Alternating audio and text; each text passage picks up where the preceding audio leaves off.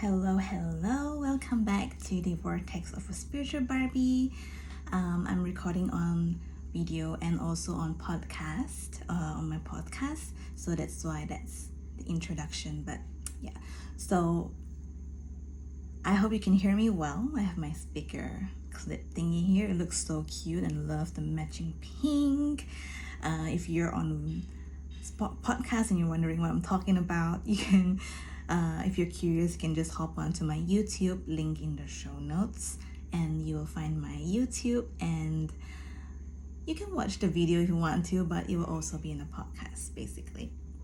So today's recording is very impromptu, it's very random and spontaneous, how I love it sometimes, and I don't have any notes.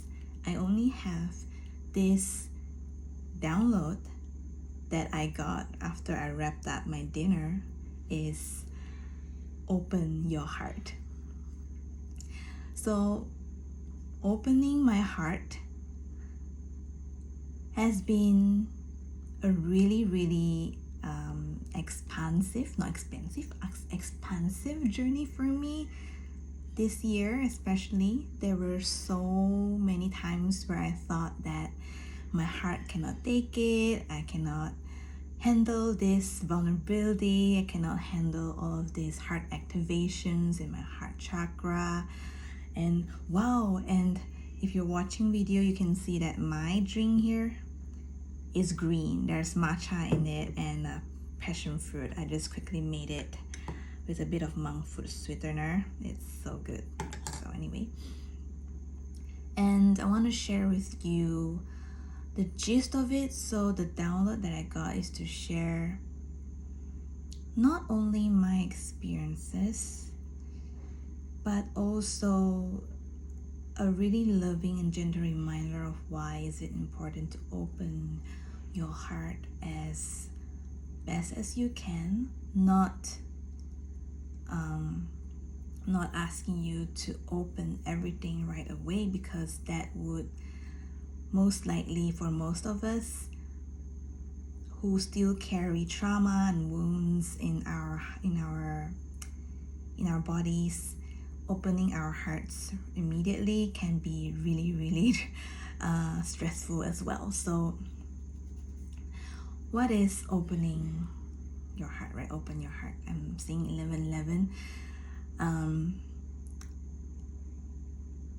I'll share a journey instead of a description, because journey lands better than a description sometimes, right? So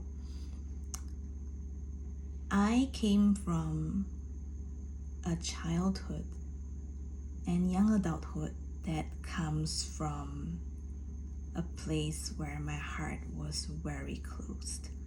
It was closed. Closed meaning I'm not in tune with my emotions. I'm not in tune with my feelings, my desires. I was never open with being vulnerable. I never trusted anyone. I was taught not to trust anyone so much. I was taught to always be in survival mode, in be careful, things you say or share or express kind of mode, where everything is just feels like I'm in a room and I never really open the door. And if other people, like new friends or whatever, tries to enter, to knock on the door and enter, I would start to feel so much fear, and that would trigger my sense of like belief that if I let people in, I'll be in danger. That's how I grew up. If I let anyone in easily, I'll be in danger. So that taught me that closing my heart was the safest way to live my life. Notice the word safe. It has kept me too safe up until this point. And I do empathize with myself, my past selves, my inner childs, including my parents who taught me this, because they have never felt safe with themselves. Their childhood was tough, and they held that belief that they had to pass this knowledge on to their children as well. And here I am. And I'm here to break that belief for myself, because it's not true.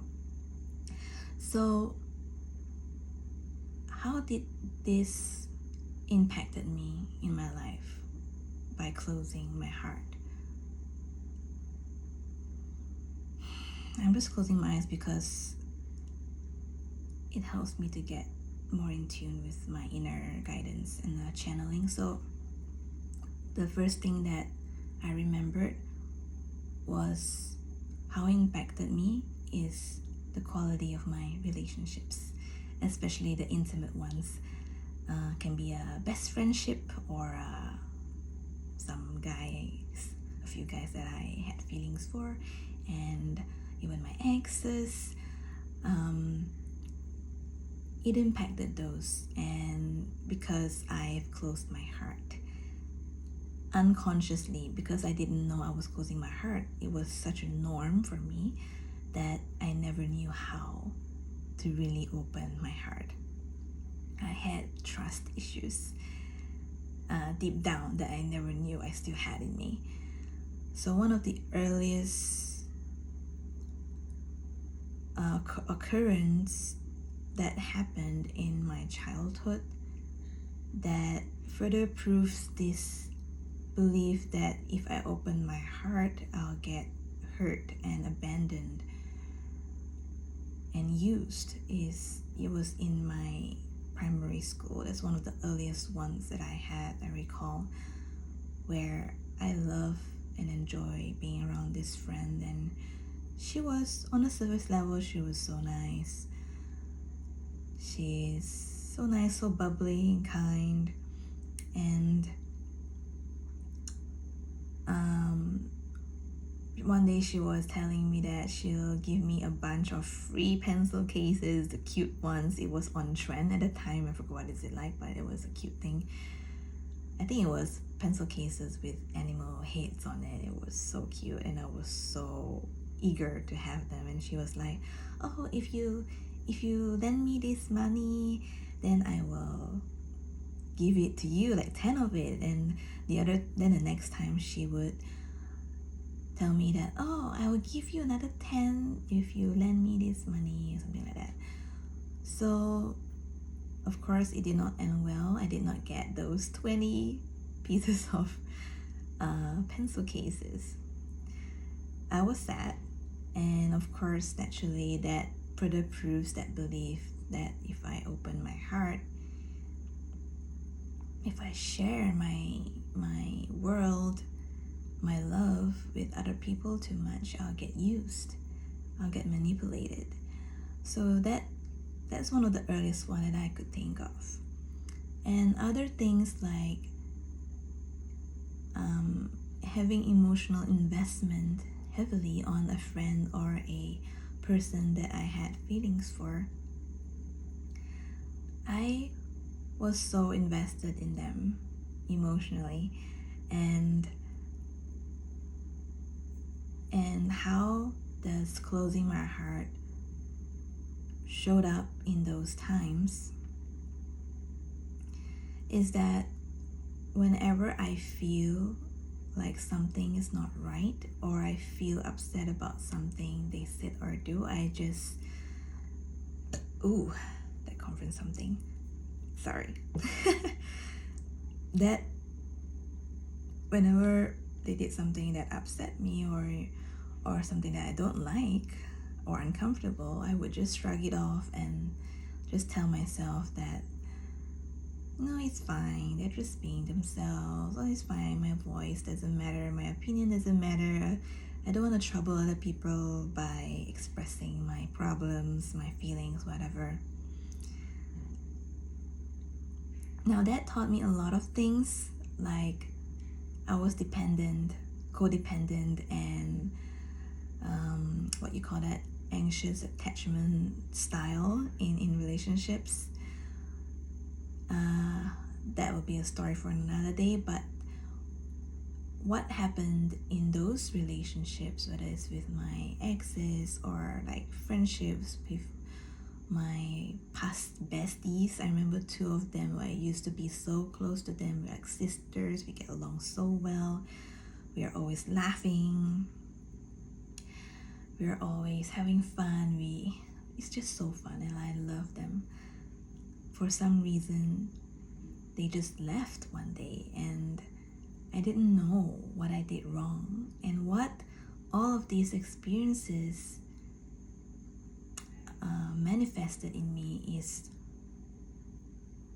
even more doors that closed my heart.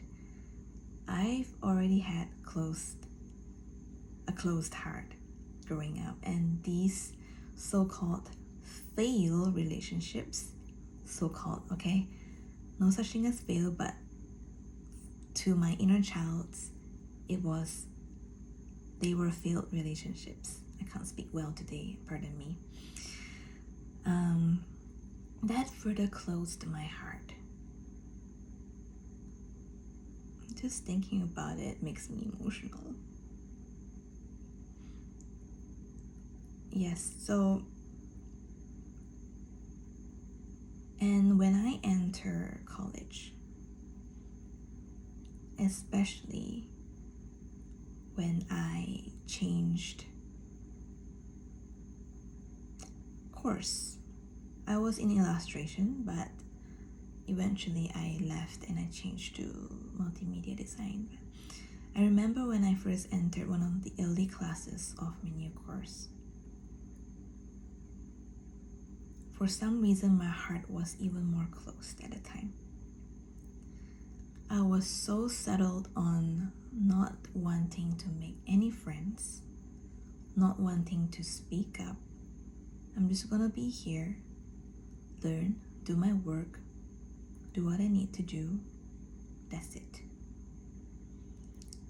At that point of time, my heart was so closed that I've never felt worthy. So when you have a closed heart, the heart chakra, the chakras basically is like our organs, which is so important, but for our etheric body, our energy body, is as equally as important as our other organs like the lungs or the gut, the ovaries or whatever, it's all important. So anyways, when you have a closed heart chakra, your sense of self-worth, your level of self-love is negative. It's low or negative. So at the time, my heart was closed, right? Still closed, and so much more. It was shut really tight. Like I'm seeing metal doors with those doors that could trap a literal monster inside, that kind of thing. I call that the shadow side. That's story another day for shadow side. But I closed my heart, and whenever someone wants to befriend me or tries to ask me questions that are a bit personal, I would get so guarded and defensive. It's like the door is starting to like, no one enter, no one shall enter. They're like guards protecting the door, and basically no one could enter because it's closed, it's shut for good. And if you're listening to this, my best friend right now, we first met when I changed course that time. And if you're listening to this, you know who you are. I won't mention your name.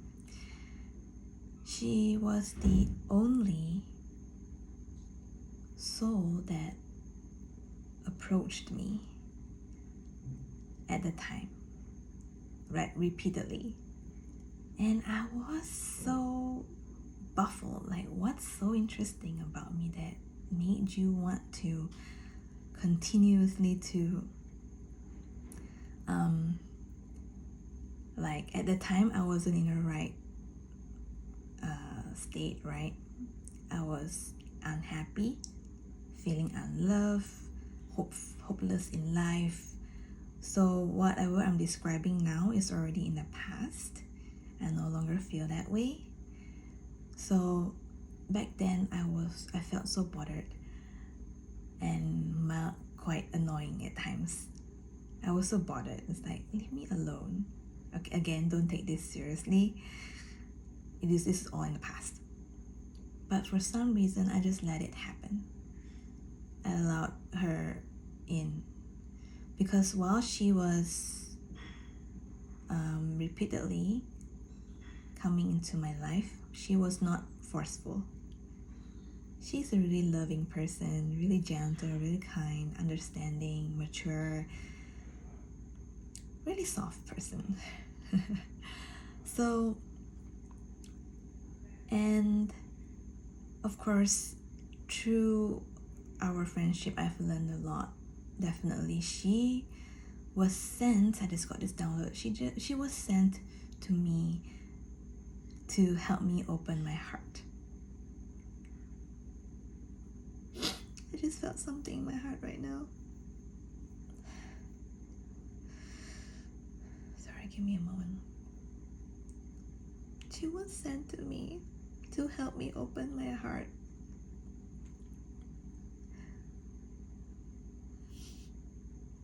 I'm so grateful. She taught me that I'm worth loving. I'm worth befriending. That I'm worth it.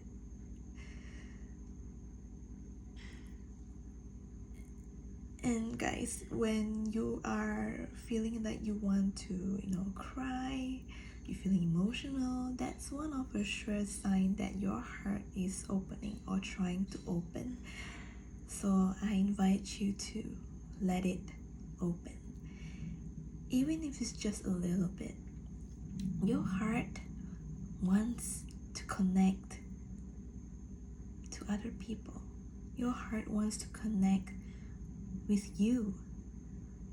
It does not want to remain close forever.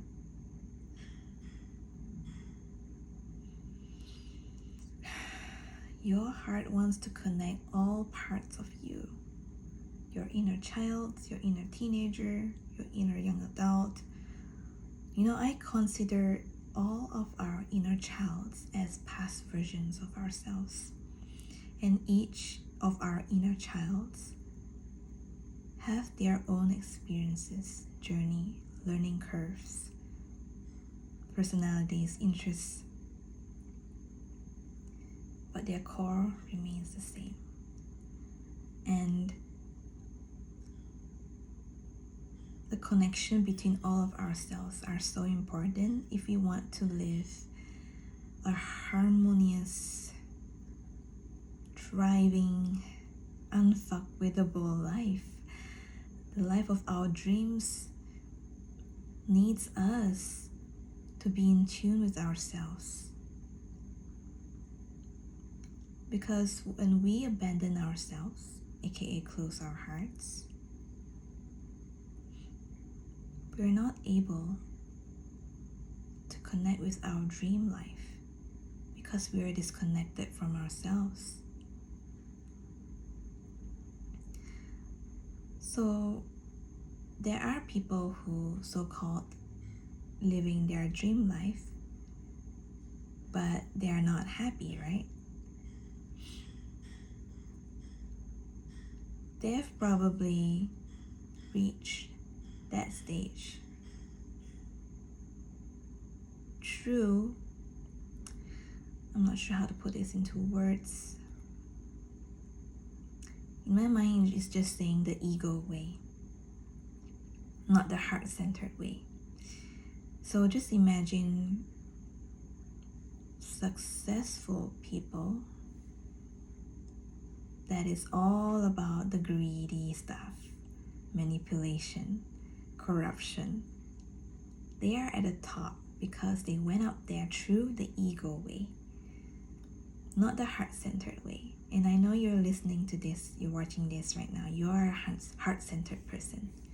You're a heart-centered person, and you want to go after your dream life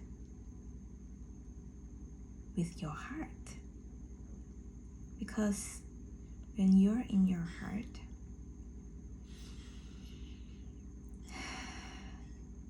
what's that word? I'm trying to look for a word here. When you're connected with your heart, you radiate love wherever you go. And what love does is it heals. It heals not only you, but everyone around you in the most subtle ways that the eyes cannot see.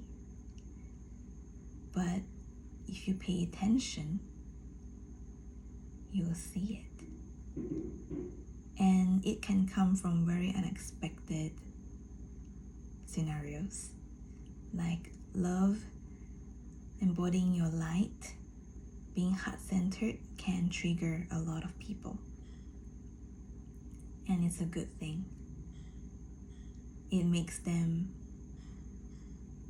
It triggers them so that they can step into their heart-centered life and their own light. And it's all a chain reaction. When we are in our heart frequencies, everyone else gets to do that if they are doing the work. And I'm seeing this so much in the people around me who are light workers and starseeds. They're all so much in their hearts, and they're doing the work to harmonize their ego. They're practicing self-awareness. They are doing their best to show up, and I'm seeing 2222 right now. Now 22 to me, the number 22 to me is inner union, so this plays really well in like being heart-centered. So I'm starting to observe so many people are in their heart frequencies. The more you connect with your heart frequencies, with your heart, opening your heart, the more you gently, consciously, intentionally heal yourself, the more your heart frequencies just connects to the souls who are also in their hearts, not in their ego. We all have egos. It's something that we cannot completely remove. It's just about harmonizing it, balancing it. And there are good egos as well. But the ego I'm talking about here are the ones that sabotages you, are the ones that are calling for attention so that you could ascend and you can heal. And you can step into your purpose, whatever that is. What else there is about open heart? An open heart is a magnet for all abundance. I'm not talking about money here because money is just a part of it. It's not the big part of the picture. Sorry, that goes another confirmation. Speak your truth. Okay, speak your truth. Alright, so my guides reminded me to share about speaking your truth, because speaking your truth, while it's in the throat chakra, it also connects to the heart, and it goes hand in hand. I mean, all of our chakras goes hand in hand, but the throat really, in this topic that I'm sharing today, the heart, when you open your heart, also means you open to embodying and expressing your truth. What is true to you? what is true for you. Whatever that comes up, ask that truth, ask that belief. Is this really my belief? Is this really mine, or is this from childhood? Is this from my parent? I almost said parrot. Maybe that's a spirit animal for some of you. Is it, oh well, a parrot does work on their throat as well, yeah. Maybe. Sorry, where was I going? Challenge that belief that arises when you ask yourself, what do I believe to be true about myself and the world? Whatever that comes up, you can write it down. And ask yourself for each answer. Is this true for me? Do I really believe it? Where did it came from? When did it came from?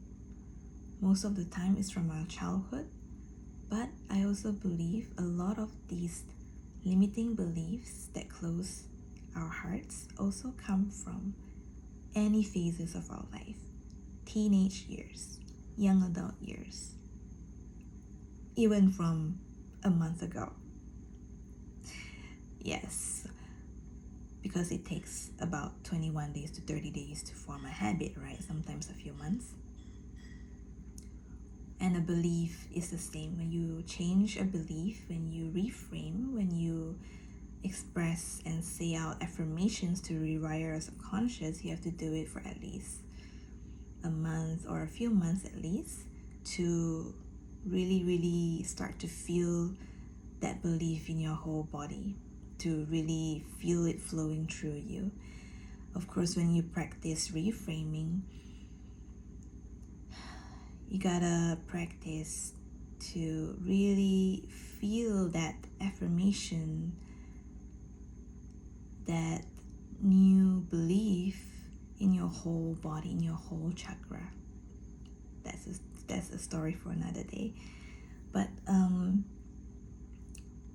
where was I going with this? Inner child, open your heart, the throat chakra, yes. My guides are asking ask me to tell you, to remind you to speak your truth, own your truth. Do it slowly. You don't have to change drastically over time. Every day, just set the intention as you start the day to speak your truth. Honor your voice and speak your truth.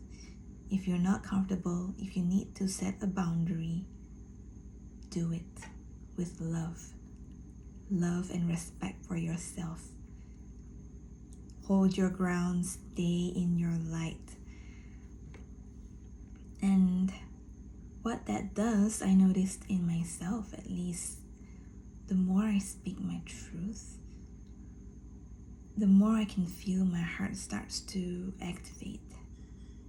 And I usually go through a phase of purging, and my shit start to come up. But embrace it. If your shit starts to come up, start to feel triggered, start to feel stress in here, and you feel like people might be triggering you in places where you need to set boundary, speak your truth and open your heart and connect with yourself, embrace it. Do all the self-care things that you need to do to take care of yourself, ground yourself. Repeat the affirmations if you want to. That helps me and I love it. Stick on your mirror all the empowering affirmations for yourself to remind yourself. Embrace it and it will pass. And most of the time, it gets better to deal with what used to bother you. And I have found that the more I open my heart, eventually those who are not in their heart frequencies eventually phase out from my life slowly. Doesn't mean that I hate them, doesn't mean that don't like them, doesn't mean that, things got worse, right? It's just a different frequency. And what that also does, it aligns me to the souls, to people who are in the same heart frequency as me. And how beautiful is that? And if you are someone who desires to connect with heart-centered souls, if you're looking for a soul family, soul mate, soul friendships, it's all the inner work that will bring you there. It's all about taking care of your heart, yourself. So I hope this has been really valuable for you today, and I hope the reminder, not again. I hope it served you well. And feel free to leave a message or a comment wherever you are.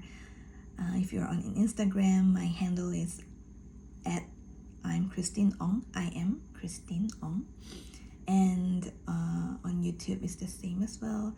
The links of where you can find me will be in the show notes or in the YouTube description. So I'll see you when I see you. Don't close your heart. Open it little by little, like a flower, lotus flower or something, some other flower that opens. Not like that. Not like suddenly everything open. No, that will just affect your nervous system. You won't be able to handle it. Open it little by little, petal by petal. This is a commitment to yourself and your inner child. I am cheering you on so much. I love you and sending you so much love.